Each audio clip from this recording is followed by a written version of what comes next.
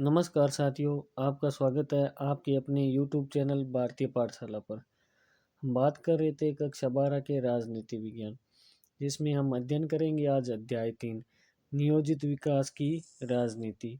यानी नियोजित विकास की क्या राजनीति थी, उसके बारे में जानेंगे। राजनीतिक फैसले व विकास, यानी राजनीतिक फैसले क्या थे विकास की कड़ी में।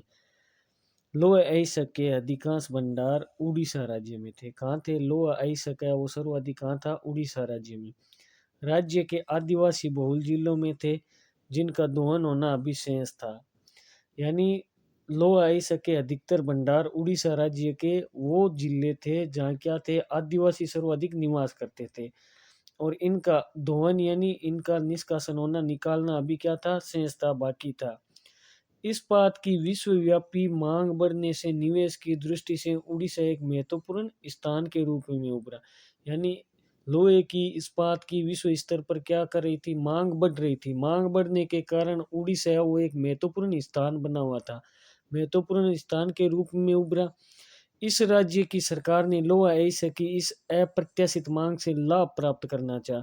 यानी जो उड़ीसा की उस समय सरकार थी, उस सरकार ने अप्रत्याशित जो बहुत ज्यादा संख्या में मांग बढ़ रही थी लोहा अयस्क की, उस मांग को पूर्ति करने के लिए अधिक से अधिक लाभ प्राप्त करना चाहा। उड़ीसा सरकार ने अंतर्राष्ट्रीय इस्पात निर्माताओं, यानी जो भी अंतर्राष्ट्रीय कंपनियां थी इस्पात निर्माण में, निर्माताओं व राष्ट्रीय स्तर के इस्पात निर्माताओं, यानी अंतर्राष्ट्रीय स्तर के साथ साथ कौन सी, राष्ट्रीय स्तर के भी इस्पात निर्माताओं, यानी जो लोहे का अयस्क निकाल सके और उनका इस्पात के रूप में दोहन कर सके, साथ सहमति पत्र पर हस्ताक्षर किए। आदिवासियों को डर है, यानी आदिवासियों को क्या था, डर था कि यदि यहाँ उद्योग स्थापित हो गए तो उन्हें अपने घर से क्या होना पड़ेगा, विस्थापित होना पड़ेगा। यानी उन्हें अपना घर स्थान छोड़कर एक स्थान से दूसरे स्थान जाना पड़ेगा। इस बात का किनको डर था? आदिवासियों का डर था। और आजीविका भी छिन जाएगी, यानी उनकी आजीविका है वो क्या हो जाएगी, छिन जाएगी। ये किनको डर था? आदिवासियों को डर था कि यहाँ पर यदि लोहा इस्पात संयंत्र कारखाने स्थापित हो गए तो उनको एक स्थान से दूसरे स्थान पर जाना पड़ेगा और आजीविका छीन हो जाएगी, उनकी छिन जाएगी। पर्यावरणविदों को इस बात का भय था, यानी जो भी पर्यावरणविद थे उनको किस बात का भय था? इस बात का भय था कि यदि खनन उद्योग, यहाँ पर उड़ीसा में खनन उद्योग स्थापित होंगे, जिसके कारण क्या होगा, पर्यावरण प्रदूषण में वृद्धि होगी। यानी पर्यावरण का प्रदूषण है वो क्या होगा, बढ़ेगा, पर्यावरण प्रदूषण में वृद्धि होगी। वही केंद्र व राज्य सरकार को लगता है, उसी इसी के साथ, यानी पर्यावरणविदों को ये लगता था, आदिवासियों को ये लगता था, उसी के साथ केंद्र व राज्य सरकार को लगता है कि यदि उड़ीसा के लोह अयस्क उत्पाद क्षेत्रों में उद्योग लाने की अनुमति नहीं दी गई तो इससे गलत परंपरा की क्या होगी, शुरुआत होगी। यानी केंद्र और राज्य सरकार को लगता था कि यदि यहाँ उद्योग स्थापित नहीं होंगे या अनुमति नहीं मिली तो इससे गलत परंपरा की क्या होगी, शुरुआत होगी और देश में पूंजी निवेश में क्या होगी, बाधा उत्पन्न होगी। यानी जो विश्व स्तर पर, अंतर्राष्ट्रीय स्तर पर जो भी कंपनियां पूंजी निवेश करना चाहती थी, उनमें क्या आएगी, बाधा आएगी, रुकावट आएगी। अब बात करते हैं आगे राजनीतिक टकराव। यानी राजनीतिक टकराव क्या क्या हुए उनके बारे में जानते हैं। विकास से जुड़े फैसलों में एक सामाजिक समूह है, यानी विकास से जुड़े फैसलों में एक सामाजिक समूह के हितों को दूसरे सामाजिक समूह के हितों की तुलना में क्या किया जाता था, तोला जाता था। साथ ही वर्तमान पीढ़ी के हितों और आने वाली पीढ़ी के हितों को भी लाभ हानि के तराजू पर क्या करना पड़ता था, तोलना पड़ता था। यानी विकास की कड़ी में सामाजिक समूह के हितों को दूसरे समाज के हितों से क्या करनी, तुलना की जाती थी। और साथ ही वर्तमान पीढ़ी और आने वाली पीढ़ी को भी क्या किया जाता था, तराजू में तोलना पड़ता था। किसी भी लोकतांत्रिक व्यवस्था में इस प्रकार के फैसले जनता द्वारा लिए जाने चाहिए। इन फैसलों पर विशेषज्ञों की क्या होनी चाहिए, स्वीकृति होनी चाहिए। खनन, पर्यावरण और अर्थव्यवस्था के विशेषज्ञों की राय जानना आवश्यक है, परंतु अंतिम निर्णय निश्चित रूप से किनका होना चाहिए, जनप्रतिनिधियों का ही होना चाहिए। यानी किसी भी लोकतांत्रिक व्यवस्था में इस प्रकार के फैसले वो जनता द्वारा ही लिए जाते थे और इन फैसलों पर विशेषज्ञों की क्या होनी चाहिए, स्वीकृति होनी चाहिए। खनन और पर्यावरण और अर्थशास्त्र के विशेषज्ञों को राय जानना क्या था, आवश्यकता। यानी खनन विशेषज्ञ, पर्यावरण विशेषज्ञ, अर्थशास्त्र विशेषज्ञों को राय जानना आवश्यकता। परंतु अंतिम निर्णय निश्चित रूप से किन का होना चाहिए? जनप्रतिनिधि का, यानी जो प्रतिनिधि जनता के द्वारा चुने गए उन्हीं का क्या होना चाहिए? अंतिम निर्णय होना चाहिए। चलो साथियों आगे बात करते हैं देश के आर्थिक विकास संबंधी मामलों को, यानी देश के जितने भी अर्थव्यवस्था संबंधी मामले थे उनको विश्वव्यापी उद्योगपति तथा किसानों के भरोसे नहीं छोड़ा जा सकता।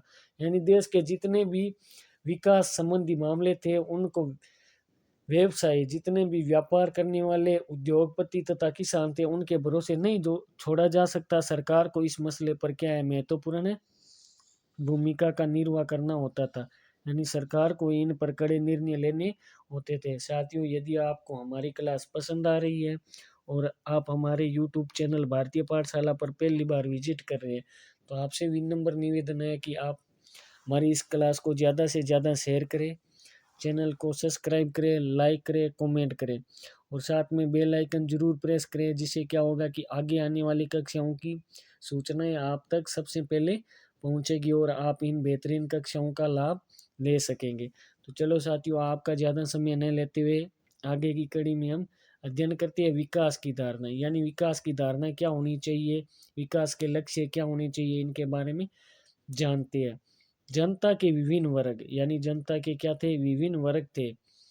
जैसे उद्योगपति या किसान है, इस प्रकार के विभिन्न वर्ग थे। वर्गों के लिए विकास के अर्थ क्या होते थे? अलग अलग होते थे। यानी विकास के अर्थ क्या होते थे? अलग अलग। उदाहरण के तौर पर इस्पात संयंत्र लगाने की योजना बना रहे उद्योगपति, इस्पात के किसी शहरी उपभोक्ता और इस्पात संयंत्र के लिए प्रस्तावित क्षेत्र में निवास कर रहे किसी आदिवासी के लिए विकास का अर्थ क्या था? अलग अलग था। यानी उद्योगपति या वो उद्योग के नजरिए से देखते थे विकास को, या किसी शहर में उपभोक्ता यानी जो खरीदने वाला है इस्पात वो अपने नजरिए से देखता था।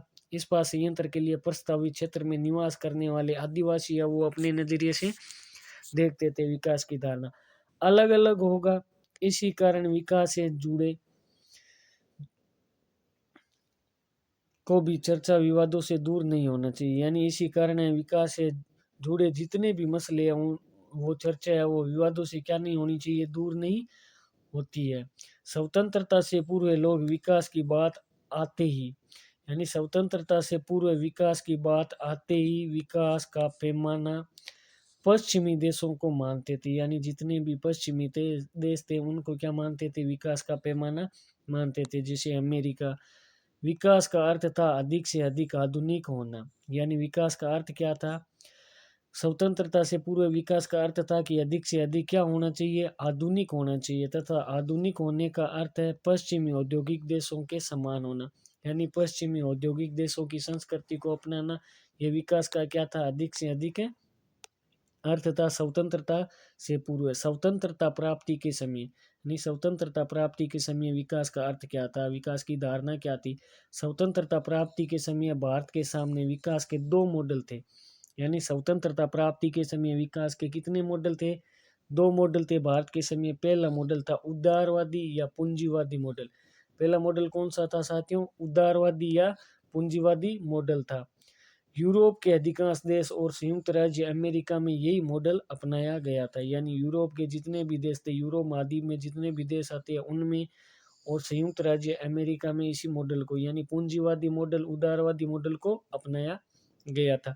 दूसरा मॉडल था साथियों समाजवादी मॉडल। स्वतंत्रता प्राप्ति के समय कितने मॉडल थे? दो मॉडल थे, उदारवादी पूंजीवादी मॉडल और दूसरा था समाजवादी मॉडल, जिसे सोवियत संघ में जैसे मान लो रूस, किसने? रूस ने अपनाया था इन दोनों में। यानी इन दोनों महाशक्तियां, उदारवादी पूंजीवादी तथा दूसरा समाजवादी, ये दो क्या थी? महाशक्तियां थी। महाशक्तियों के मध्य क्या चला? शीत युद्ध। 1991 तक क्या चला था? शीत युद्ध का दौर चल रहा था। उस समय भारत में अनेक लोग विकास के सोवियत मॉडल से बहुत अधिक प्रभावित थे। यानी उस समय भारत के लोग थे वो कौन से मॉडल से? सोवियत मॉडल से, सोवियत संघ से बहुत ज्यादा क्या थे? प्रभावित थे। यानी समाजवाद मॉडल से क्या थे? बहुत ज्यादा प्रभावित थे। जो रूस ने मॉडल अपनाया उस मॉडल से बहुत ज्यादा भारतीय लोग क्या थे? प्रभावित थे। स्वतंत्रता आंदोलन के दौरान, यानी स्वतंत्रता आंदोलन के दौरान यह बात स्पष्ट हो गई थी कि गरीबी को समाप्त करने में सामाजिक आर्थिक पुनः वितरण के कार्य का प्रमुख दायित्व सरकार का होगा। यानी स्वतंत्रता आंदोलन के दौरान इस बात पर पूर्णतः सहमति बन गई या स्पष्ट हो गई, यह बात एकदम स्पष्ट हो गई कि गरीबी को समाप्त करने में सामाजिक आर्थिक पुनः वितरण के कार्यों का प्रमुख दायित्व किसका होगा? सरकार का होगा। जिसके कारण क्या होगी? गरीबी को क्या किया जा सकता है? समाप्त किया जा सकता है। नेताओं में इन बातों को लेकर बहस की शुरुआत हुई, यानी नेताओं में इस बात को, गरीबी समाप्त को लेकर क्या हुई? बहस हुई। बहस हुई। कुछ औद्योगिकीकरण को उचित मार्ग मानते थे, यानी कुछ नेता है वो क्या मानते थे? उद्योगों की स्थापना अधिक से अधिक हो, इस मार्ग को क्या मानते थे? उचित मानते थे। तो कुछ की दृष्टि में कृषि का विकास करना क्या था? उचित था। यानी कुछ तो चाहते थे कि अधिक से अधिक उद्योगों की स्थापना हो, जिससे रोजगार के अवसर पैदा होंगे। लेकिन कुछ नेताओं का मानना था कि कृषि का क्या होना चाहिए? विकास होना चाहिए, तथा ग्रामीण क्षेत्र की गरीबी को दूर करना अति आवश्यक था। यानी जो ग्रामीण क्षेत्र में पनप रही गरीबी है, उसको दूर करना भी क्या था? अति आवश्यक था। अब बात करते हैं नियोजन की प्रक्रिया, यानी नियोजन की प्रक्रिया हुआ है योजना आयोग।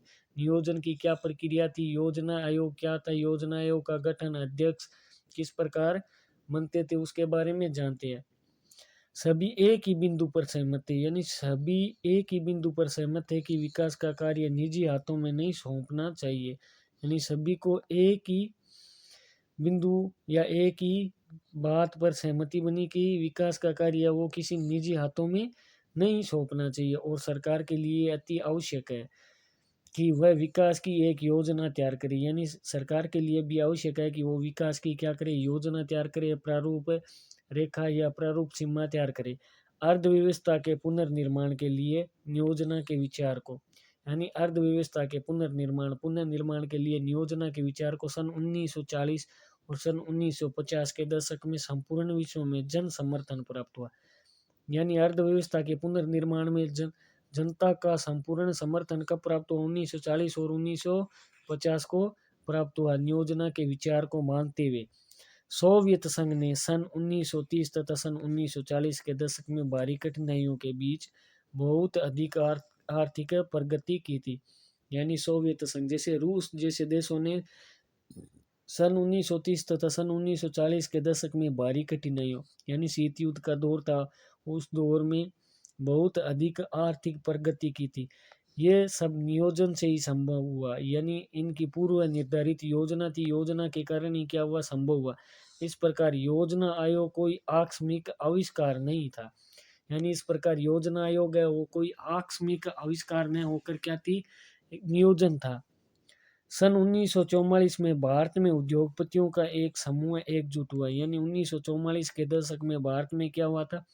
जितने भी उद्योगपति थे उनका एक समूह एकजुट हुआ। इस समूह ने देश में नियोजित अर्थव्यवस्था चलाने का एक संयुक्त प्रस्ताव तैयार किया। नियोजित अर्थव्यवस्था चलाने के लिए क्या किया? एक प्रस्ताव तैयार किया। कब किया गया? 1944 में। और किसने किया? भारत के उद्योगपतियों ने तैयार किया, जिसे किस नाम से जाना जाता था? बॉम्बे प्लान के नाम से जाना जाता था। यानी इस प्रस्ताव को, अर्थव्यवस्था चलाने के लिए एक नियोजित प्रस्ताव तैयार किया गया, जिस प्रस्ताव को किस नाम से जाना जाता था? बॉम्बे प्लान के नाम से जाना जाता था। ये प्रस्ताव 1944 में तैयार किया गया, और किसके द्वारा तैयार किया गया? उद्योगपतियों के द्वारा तैयार किया गया। बॉम्बे प्लान की इच्छा थी कि सरकार औद्योगिक व अन्य आर्थिक निवेश के क्षेत्रों में बड़े कदम उठाए। यानी इस बॉम्बे प्लान की इच्छा क्या थी? कि सरकार उद्योग के क्षेत्र में व अन्य आर्थिक निवेश के क्षेत्र में क्या है? बड़े कदम उठाए। आगे बात करते हैं। इस प्रकार भारत में दक्षिणपंथी और वामपंथी सभी चाहते थे। यानी इस बॉम्बे प्लान के आधार पर भारत में जितने भी दक्षिणपंथी और वामपंथी थे, वो चाहते थे कि देश नियोजित अर्थव्यवस्था के मार्ग पर चलकर आगे बढ़े। यानी ये सभी क्या चाहते थे? कि देश है वो नियोजित अर्थव्यवस्था के मार्ग पर चलकर ही क्या करे? आगे बढ़े। देश के स्वतंत्र होते ही, यानी देश के आज़ाद होते ही योजना आयोग अस्तित्व में आया। यानी देश आज़ाद कब हुआ? 15 अगस्त 1947 को देश क्या हुआ? आज़ाद हुआ। आज़ाद होते ही कौन सा आयोग अस्तित्व में आया? योजना आयोग अस्तित्व में आया। योजना आयोग के अस्तित्व में आया। कब आया देश आज़ाद होते ही योजना आयोग अस्तित्व में आया। देश आज़ाद कब हुआ? 15 अगस्त 1947। और हमारा संविधान कब लागू हुआ? 26 जनवरी 1950 को हमारा संविधान लागू हुआ। यानी देश आज़ाद होते ही योजना आयोग अस्तित्व में आया। और इस आयोग के अध्यक्ष कौन बने? अध्यक्ष बनाए गए प्रधानमंत्री को। योजना आयोग के अध्यक्ष है वो प्रधानमंत्री को बनाए गए। वर्तमान में योजना आयोग के आधार पर कौन सा आयोग? नीति आयोग कार्य कर रहा है, जिसका गठन 1 जनवरी 2015 को किया गया था। 1 जनवरी 2015। और इस नीति आयोग के अध्यक्ष कौन होते हैं? प्रधानमंत्री होते हैं। कौन होते हैं? प्रधानमंत्री। चलो साथियों, आज के लिए इतना ही। यदि हमारे द्वारा दी गई जानकारी आपको पसंद आई है तो आप हमारे चैनल को like, comment, share and subscribe जरूर करें। धन्यवाद साथियों। जय हिंद, जय भारत। फिर मिलेंगे एक नई ताज़ा क्लास के साथ।